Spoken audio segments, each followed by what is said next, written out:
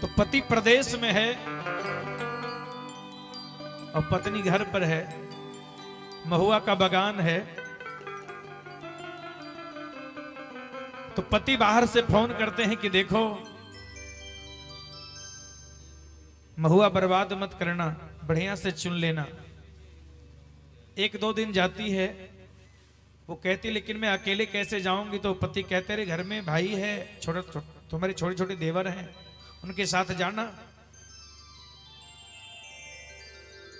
क्योंकि हम लोगों का तो वही उसी के ऊपर ये जीवन चलता है।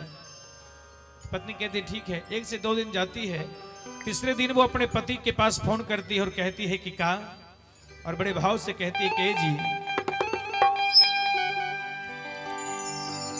और देवरू के संगवा, और देवरू के संगवा,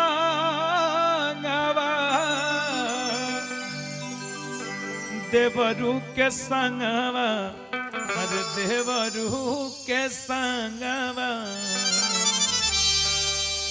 और उनकर पतिदेव करते रहे अरे का भाई कहते रहे के जी सुनी ना, और तमाऊ हुआ बिना न हम न जाइबो रामा,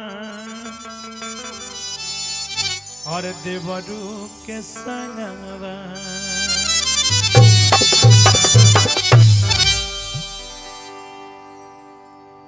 महुआ बिना न हम न जाइबो रामा, और देवरू के संगवा।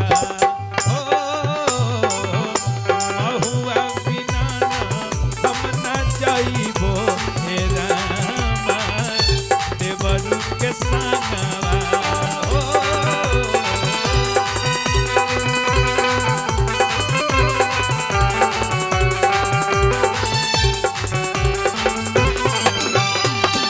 देवरू के संगवा हो,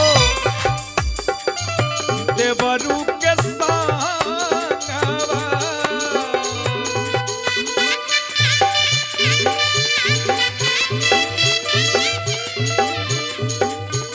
देवरू के संगवा रामा, देवरू के संगवा। भैया हो देवरू के संगवा रामा, देवरू के संगवा हो।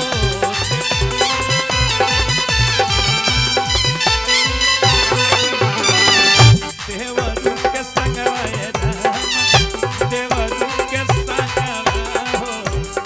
भैया हो महुआ,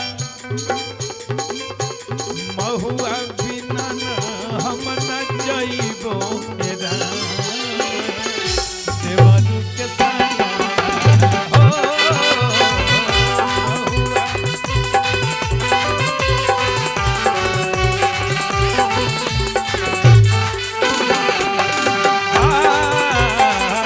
महुआ बिना न हम न जाइबो रामा, देवरू के संगवा हो।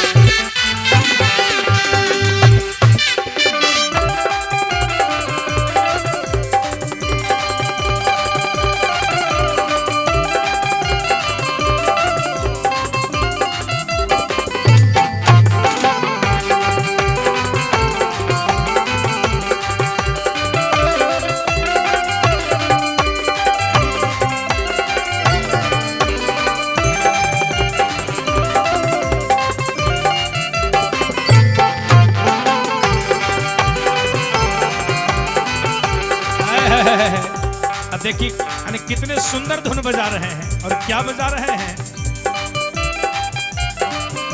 हाय हाय हाय हाय कहा तरीके राजा जी। हम मंगनी न तोहसे जवानी, हम मंगनी न तोहसे जवानी, बाकी देख के कईल परेशानी, जवानी के घर हो गई हाय राम।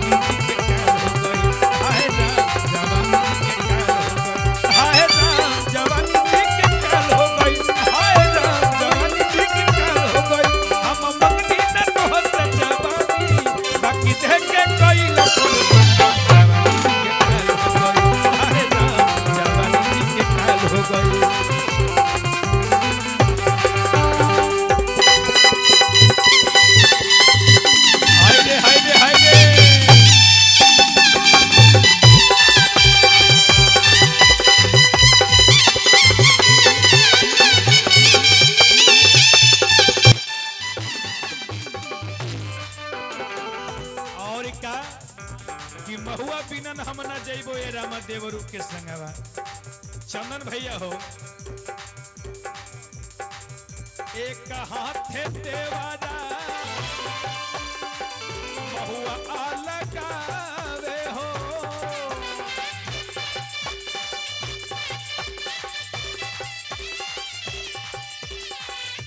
एक हाथे देवारा महुआ अलगावे हो।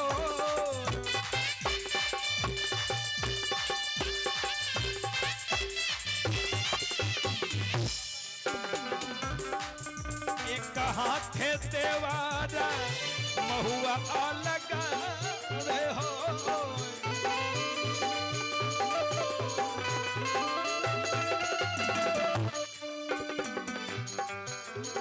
एक हाथे देवरा महुआ अलगावे हो भैया हो।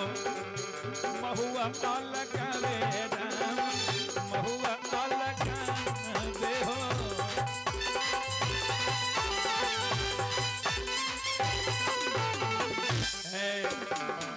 दोसर हाथे दोसर हाथे दोसर हाथे धरे ले जवानवा के साथ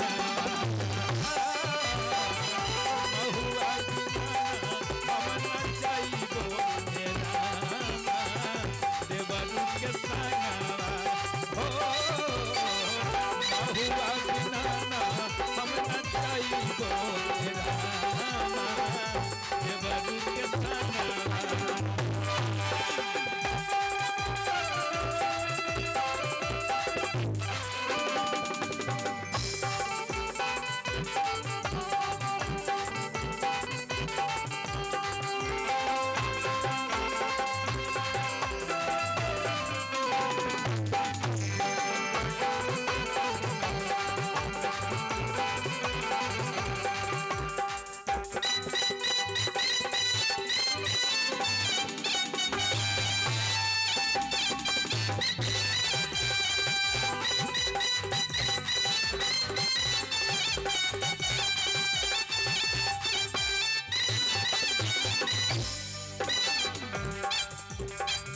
कि महुआ बिनन हम न जइबो ए रामा देवरू के संगवा।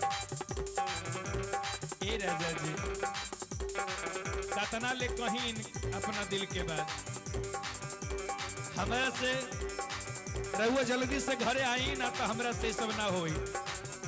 कह तरीका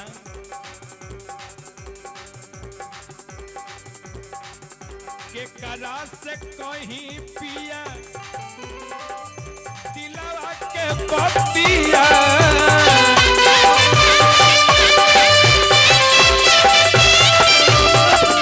के करा से कहीं पिया दिलवा के पतिया।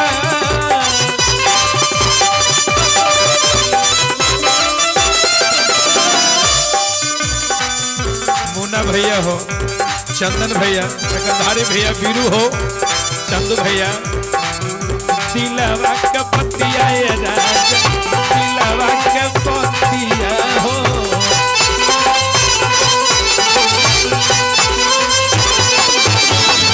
दिलवा के पतिया ये राम दिलवा के पतिया हो।